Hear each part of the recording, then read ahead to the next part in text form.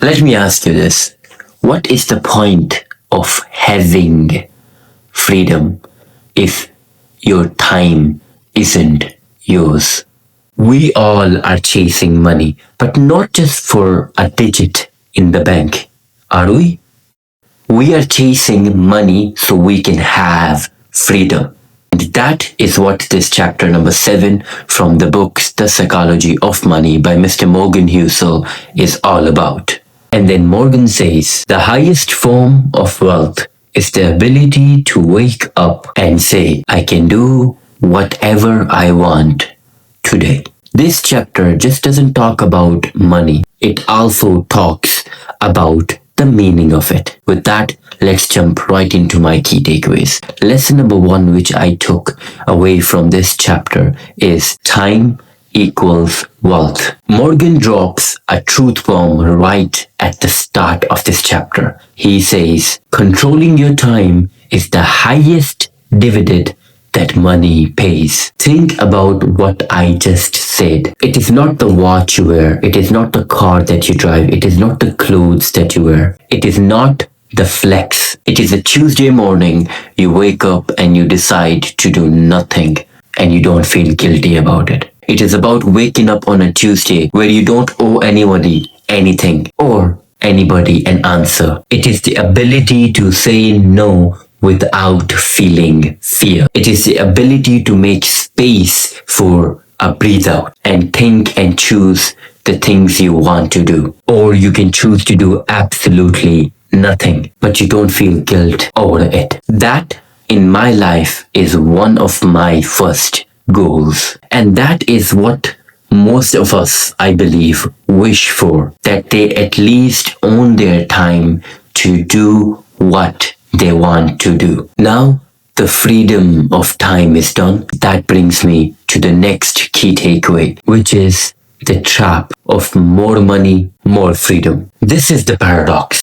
We all need money on a daily basis. And on a daily basis, we strive every single day for it. But very often, in exchange for this money, we trade our freedom. People get stuck in jobs. They work longer hours, and that can take their peace away. And when that happens, they get even more stressed out. And then Morgan says, people want to become wealthier because they want to make themselves happier. But it is the freedom and not the stuff that will make people happier. You don't need to retire early to feel rich. You just need to have more control over your own schedule. And also you have to learn how to control it. Because often we spend more than we earn. Change that mindset. With that, it brings me to the third takeaway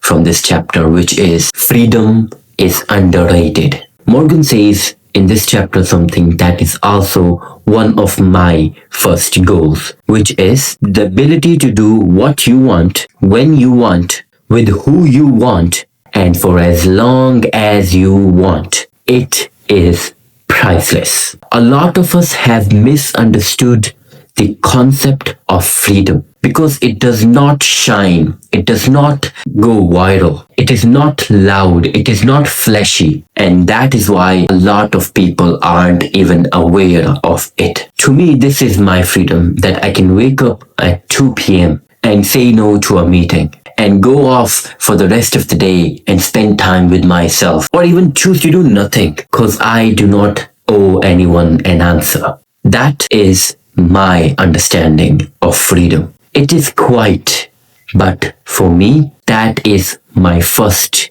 goalpost. With that, it brings me to the next key lesson, which is what wealth means to you. My understanding of wealth is very different to what is going viral on Instagram and TikTok. My understanding of wealth is the ability to own my time, which helps me decide what I want to do, when I want to do it, if I'm gonna do it, and for how long I'm gonna do it for. For me, Wealth is not having millions in the bank. It is that I own my own time. And Morgan really challenged me to rethink when he said this. Doing something you love on a schedule that you can't control can feel the same as doing something you hate. Let that sink in. If your goal is to be free, then a pay rise is not what you need. You just need a smaller lifestyle, or even a different career, or just the permission to slow down. Now, in order for you to be free, you have to design your own freedom. And that brings me to the final takeaway from this chapter, which is to design your own freedom. If you want the freedom that I want, or Mr. Morgan got, or Mr. Warren Buffett got, you have to understand that freedom is earned by hard work, and nobody is just gonna give it to you. There's no such things as handouts. And now that I have read this chapter, I have gotten to know that time is the real currency. And also you have to understand, the richest people I know are certainly not the people who have most amount of money. They're the ones that have the most autonomy. And by understanding this, you should know that true wealth is not built in the bank, but it is built on your calendar. Learn to manage your time. With that, it brings me to the end of this chapter. Every single chapter I read, it brings me knowledge that I wasn't aware of. It also makes me push myself to rethink about my life and my goals, and urges me to change. This chapter did not just speak to my wallet, it also spoke to my soul. I can't wait to finish the next chapter from this book. The next chapter is one of the most subtle but most powerful chapter in the book. It talks about ego, status, and the illusion of admiration.